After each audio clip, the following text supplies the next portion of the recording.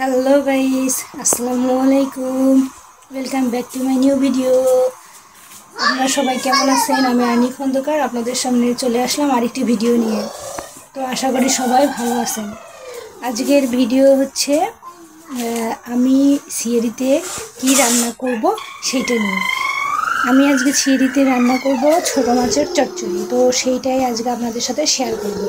চলেন আমার ছোটো মাছের চচ্চড়ি কীভাবে রান্না করি সেইটাই দেখানো যাক।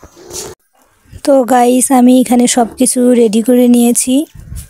দেখতেই পাচ্ছেন আমি মাছগুলো আগেই মেখে রেখেছি ভাজার জন্য। আপনারা চাইলে নাও ভাজতে পারেন।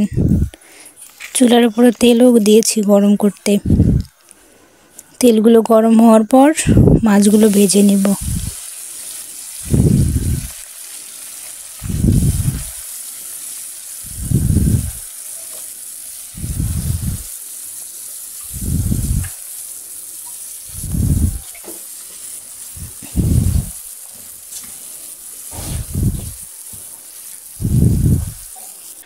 মাছ ভাজা শেষ।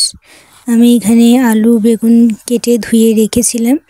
এখানে আমি পরিমাণ মতো মরিচ, পরিমাণ মতো পেঁয়াজ,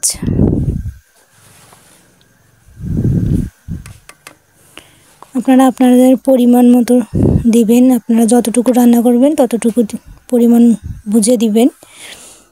তো পেঁয়াজ কুচি দেওয়ার পরে এখানে আমি পরিমাণ মতো লবণ দেব। লবণ দেওয়া হয়ে গেলে পরিমাণ মতো হলুদ দিয়ে দিব।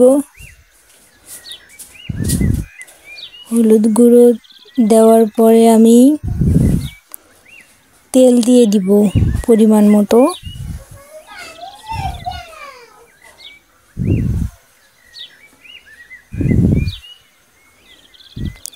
তারপর দিব জিরা বাটা। জিরা বাটাও আপনারা পরিমাণ মতোই দেবেন। যে যতটা রান্না করবেন সব কিছু সেই পরিমাণ মতোই দেবেন। একদম বেশিও না, একদম কমও না, পরিমাণ বুঝে দিবেন। সব কিছু দেওয়ার পরে আমি তরকারিটা মেখে নিব।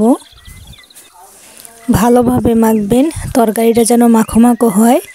তরকারিটা সুন্দরভাবে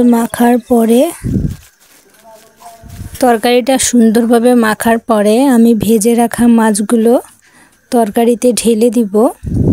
তো আপনারা চাইলে মাছটা না ভেজে কাঁচা মাছই সুন্দর করে ধুয়ে এইভাবে ঢেলে দিয়ে মেখে নিতে পারেন। তো আমি একটু অন্যরকম ট্রাই করেছি, অন্যরকম স্বাদের জন্য। তো আপনারা চাইলে ভেজেও দিতে পারেন, কাঁচাও দিতে পারেন। তো এবার ভেজে রাখা মাছটা দিয়ে সুন্দরভাবে মেখে নিব। মাখা হয়ে গেলে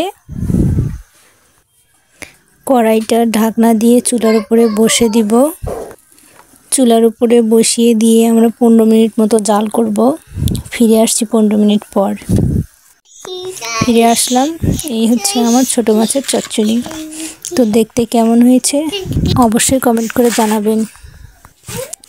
আর আমার ভিডিওটা যদি আপনাদের ভালো লেগে থাকে আমার চ্যানেলটিকে অবশ্যই সাবস্ক্রাইব করবেন।